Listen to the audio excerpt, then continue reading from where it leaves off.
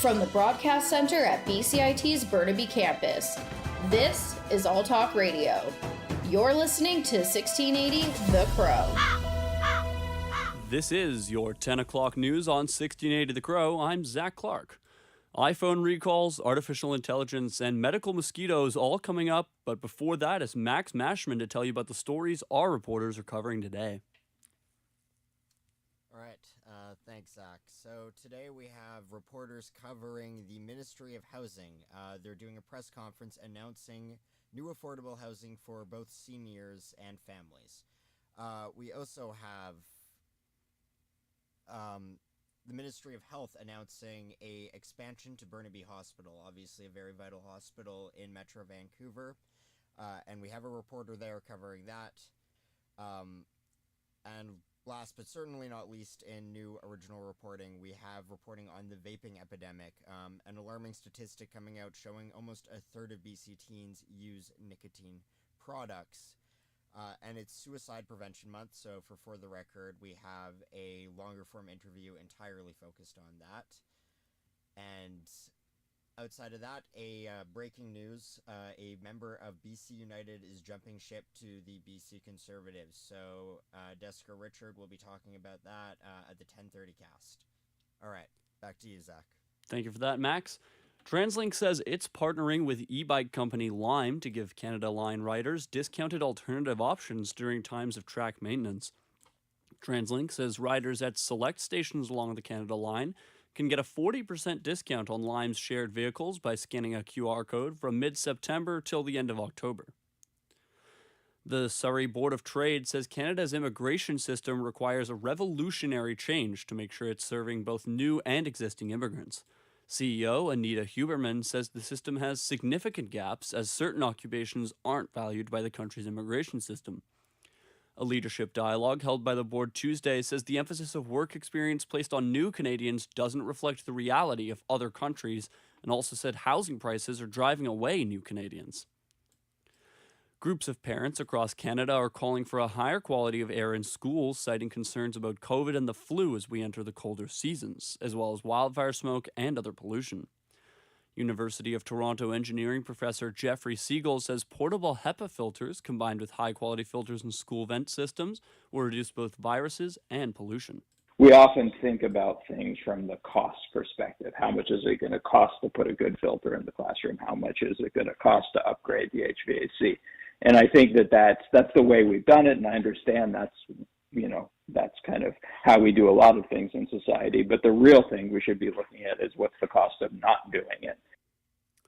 Over to the U.S. now, U.S. Senate Majority Leader Chuck Schumer has been trying to pass bipartisan legislation within the next year that will encourage the rapid development of artificial intelligence and mitigate its biggest risks.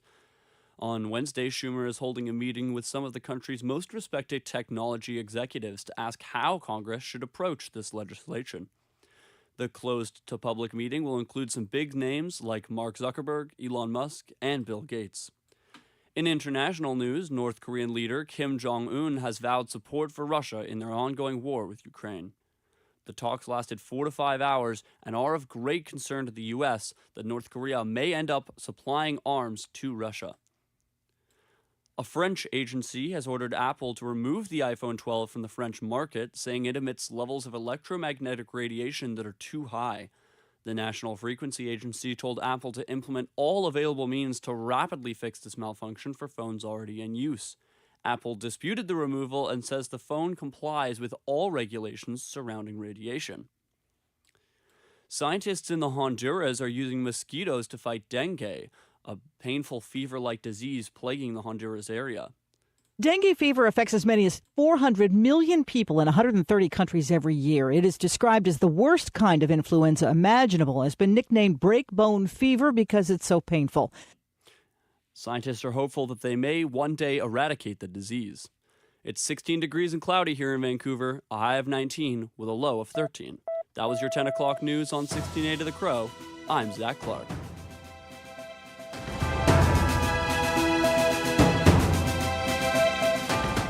Stay tuned for more on BCIT's 1680 The Crow.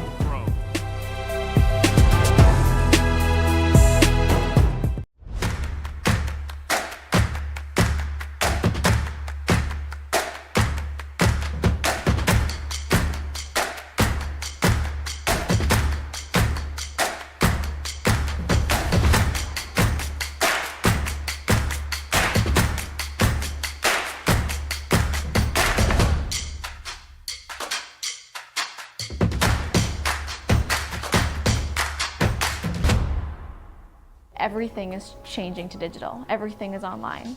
People aren't just waiting for the 6 o'clock news anymore. People want their news right now. They want to be able to go onto their smartphone, onto the internet, and see the news that they want to see. Vancouver is growing at, a really rapid rate, the Lower Mainland even, and with the tools that we're given here, we're able to cover all of that. Welcome to BCIT Magazine. I'm Radhika Sikakane. In the program, they really leave it up to you. I mean, the help is there when you need it, figuring out how to use the programs like Premiere, Audition, and figuring out how to use the cameras. But it's up to you to sort of experiment and figure out what you can do when you go out in the field. They brought candles and flowers to remember the student who lost her life yesterday. Theresa May says the international community condemns Moscow. They really make sure that you know the basics and you are able to put out a quality product. I'm Brady Tretanero. And I'm Radhika Sikakane. Thank you for tuning in to BCIT Magazine.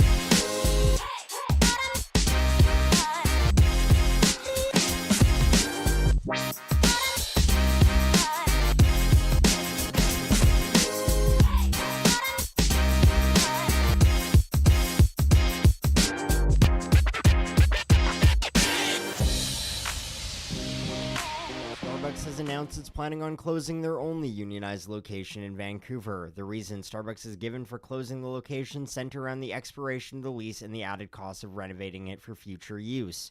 While the United Steelworkers, the union which represents the Vancouver location and a couple out of province, has said nothing about the closure, closures of other union shops in the United States has drawn speculation to Starbucks' intention when closing down the union stores. I spoke to Portland Union organizer and Starbucks shift supervisor Amy Terrell to better understand the experience and perspective of Starbucks workers, and to understand the perceived action the corporation has taken against unionization efforts both before and after the vote. Before the interview begins, I want to clarify the term ULP to the audience as it is brought up in the interview. ULP stands for Unfair Labor Practice, and workers in the United States can file a ULP claim if they feel either their employer or union has violated their federally guaranteed labor rights. And with that out of the way, we can begin our interview with Amy Terrell about Starbucks' treatment of and relationship with their unions. So just to start out, can you tell me about how you started to get involved with the Starbucks union? Were you around when it was forming? Yeah, so when I started at the store, they had already done a lot of preliminary action of kind of talking to people and figuring out if that was what we wanted. But we were still in the very early stages. So for me, a lot of that looked like it was my first job interacting with union stuff. So for me, it was a lot of figuring out what that meant, what it looked like.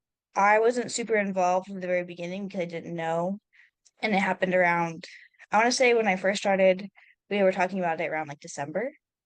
We didn't talk about it on the floor very much because our management was very like on top of it, very much like if they heard us talking about the union, they'd send people to do different tasks, like try to separate us.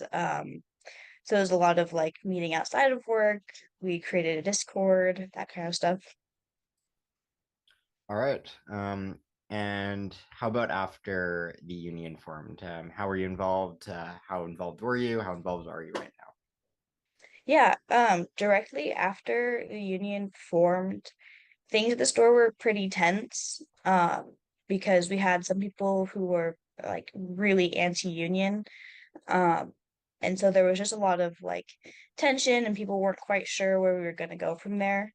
At this point, I was fresh into my new position of supervisor at the store, so I hadn't involved myself fully in planning and organizing. Um, but I was doing my part in like sharing information with new baristas and figuring out what was going on. But more recently, I've been an active planner, organizer, and person helping get things on the ground and get them running.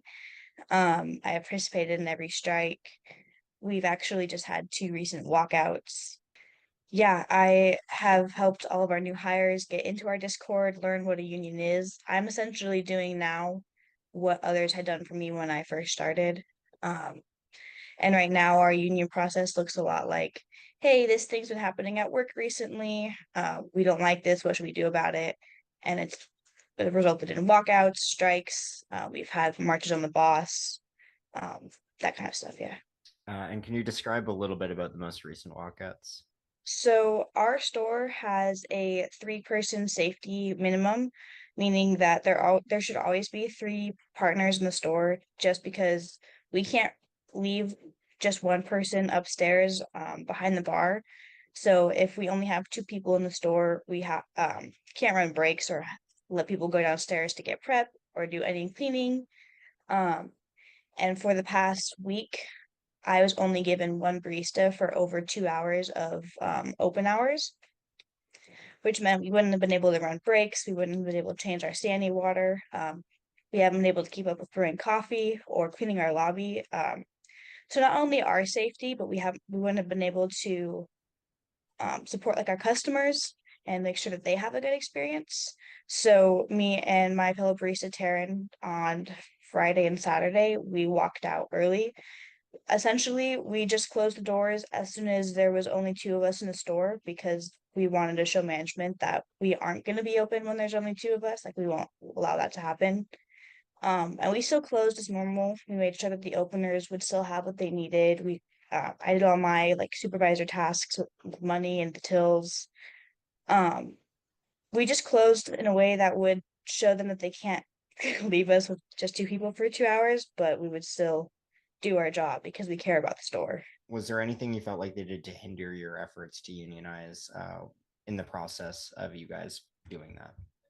In the process of becoming a union, the manager that we had, because it was a different manager than we have now, She was not very good about subtlety. And so she would like actively try to get baristas to tell her weeks ahead of time if we were gonna strike or if we planned on it. She also would send baristas to Starbucks's page. It's like Starbucks.one, which is a page full of misinformation and really anti-union propaganda.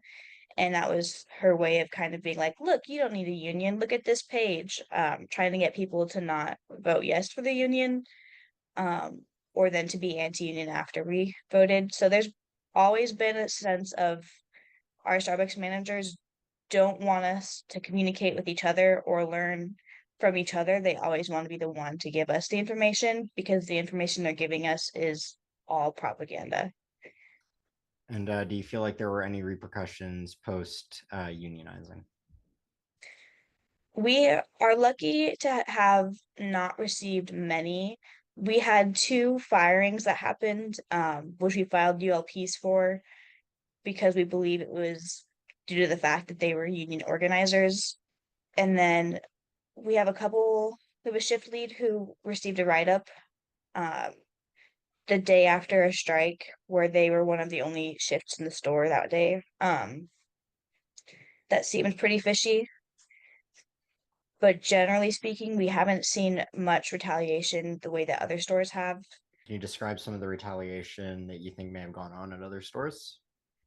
Yeah, I know at other stores they've seen a huge reduce of hours, staffing, which I guess we do have a reduced staffing, mostly due to people quitting due to unsafe environment. But yeah, they'll receive like shorter hours. There's been a lot more firings at other store. We only had 2 firings in the very beginning. And then thankfully we haven't really seen anyone be fired due to union involvement recently. Right. Yeah, it's a lot of just kind of not guaranteeing the hours that they're supposed to get. And then in Vancouver, the only unionized shop is being closed. Starbucks claims it's due to a lease disagreement. I was reading an article in the Oregonian, which pointed to a similar thing happening in Portland, and a lot of speculation that that the reasons they were stating were not in fact the reasons. Can you speak to that at all? Yeah, there was a store very close to us, the one on 5th and Oak closed, and their manager actually came to our store. They were a union store that shut down, and the reasons gave were due to safety. But they shut the store down almost directly after a union event in which the union team and organizers went directly against our district manager. And it really affected like their business and sales, and it showed just how like close our union is because all of us like we are stronger together, and directly after that event was when they shut down. So the timing just seems really fishy because they weren't any more of a dangerous store than our store is. We experienced like the same amount of incidents. So for them to close to that reason felt just off. Same with there was another store, 4th and Morrison, which was closed before I ever even started at Starbucks, just shortly before. But they were in the process of unionizing when the store got shut down for the same reason of safety. And again, they didn't have any more incidents than we did. But they were shut down as soon as the unionization process started. Right. And just before we wrap up, do you have anything you'd like to add? Not necessarily. No coffee, no contract, or no contract, no coffee. We need a contract. That was union organizer Amy Terrell. I'm Max Mashman, and this is 1680 The Crow.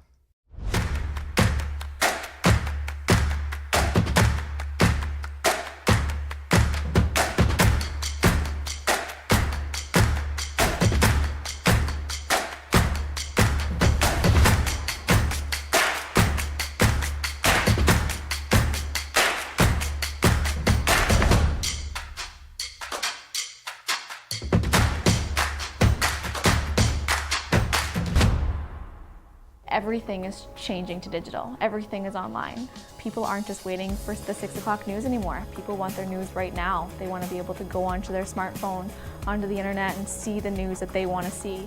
Vancouver is growing at, a really rapid rate, the Lower Mainland even, and with the tools that we're given here, we're able to cover all of that. Welcome to BCIT Magazine. I'm Radhika Sikakane. In the program, they really leave it up to you. I mean, the help is there when you need it, figuring out how to use the programs like Premiere, Audition, and figuring out how to use the cameras. But it's up to you to sort of experiment and figure out what you can do when you go out in the field. They brought candles and flowers to remember the student who lost her life yesterday. Theresa May says the international community condemns Moscow. They really make sure that you know the basics and you are able to put out a quality product. I'm Brady Tretnero. And I'm Radhika Sikakane. Thank you for tuning in to BCIT Magazine.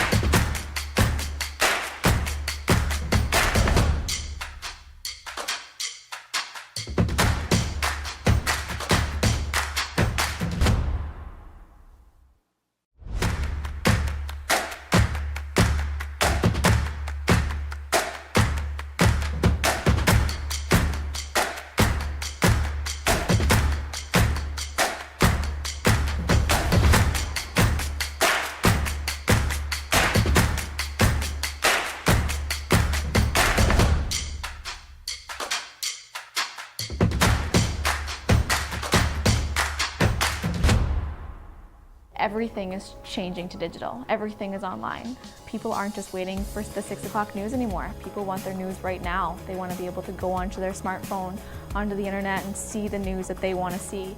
Vancouver is growing at, a really rapid rate, the Lower Mainland even, and with the tools that we're given here, we're able to cover all of that.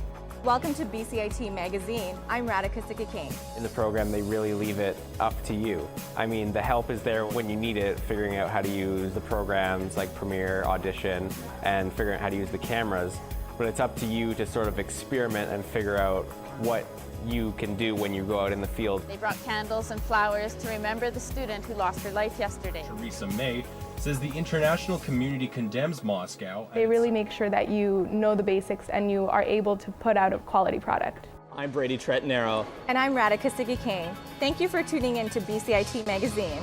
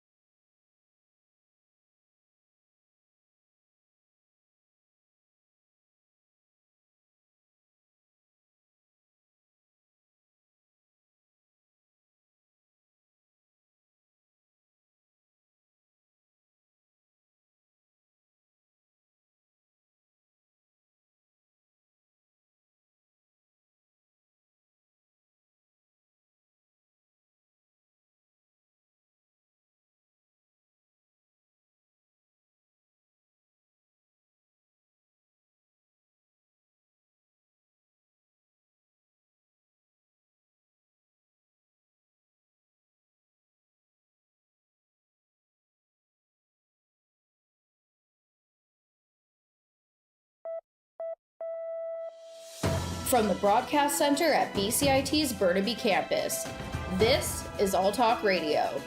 You're listening to 1680 The Crow. Good morning, Burnaby. I'm Richard Davis. Here's what's making news at 10:30.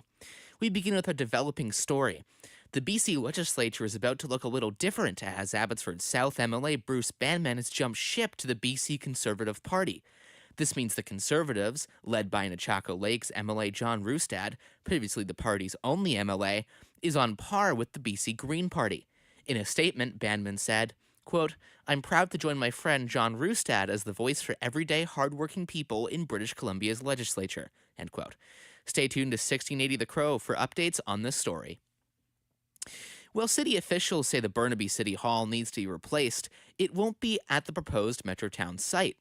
Burnaby City Council voted to rebuild the new City Hall in place of the old one between Canada Way and Deer Lake Parkway. In the end, the Metrotown plan was just too expensive, even for a city flush with cash like Burnaby. The Metrotown plan was set to cost over $800 million and included other amenities like a library and housing. A plan is now being developed on how to replace the current City Hall. The Vancouver Heritage Foundation says the city's proposed missing middle housing policy threatens to bulldoze prized heritage homes. The foundation says it sent a letter to the mayor and council about concerns it has about the prospect of 6-unit buildings being allowed across Vancouver if the policy passes as is.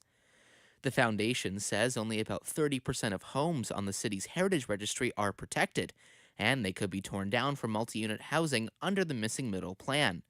It says it plans to voice concerns to council on September 14th, saying there's a way to tweak the policy to retain heritage homes while also promoting needed densification.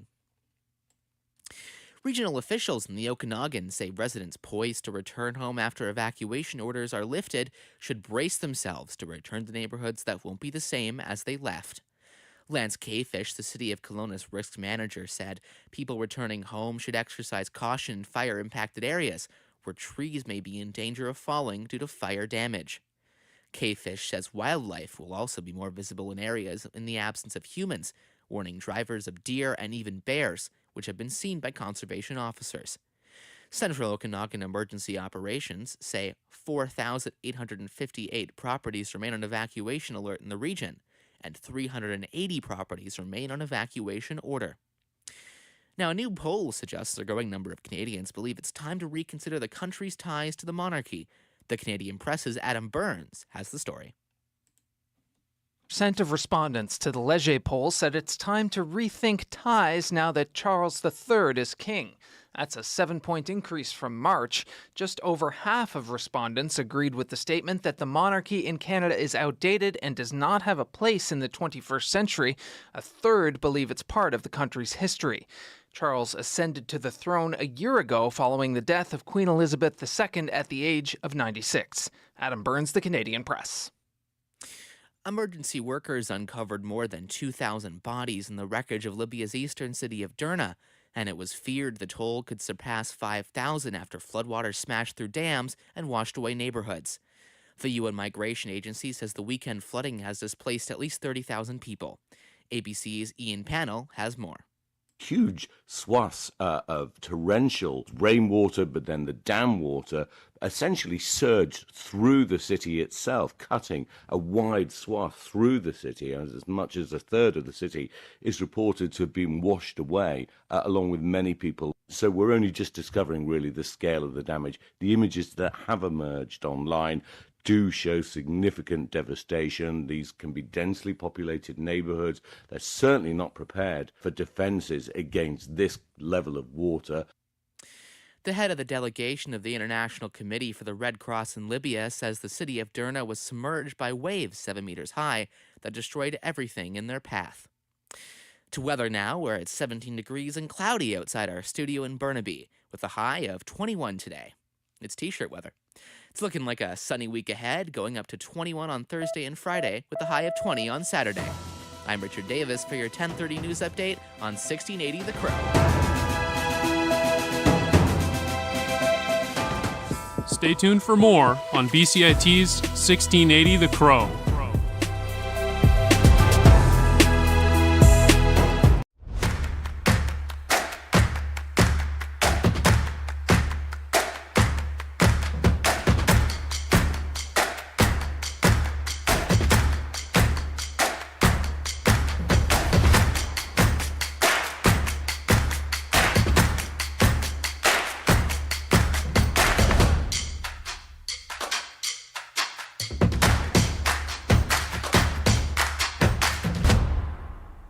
Everything is changing to digital. Everything is online.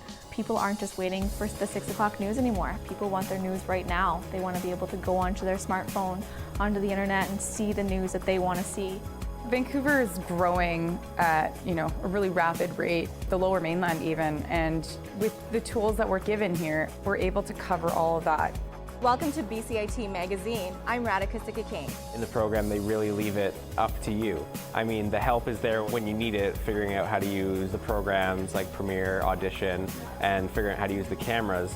But it's up to you to sort of experiment and figure out what you can do when you go out in the field. They brought candles and flowers to remember the student who lost her life yesterday. Theresa May says the international community condemns Moscow. They really make sure that you know the basics and you are able to put out a quality product.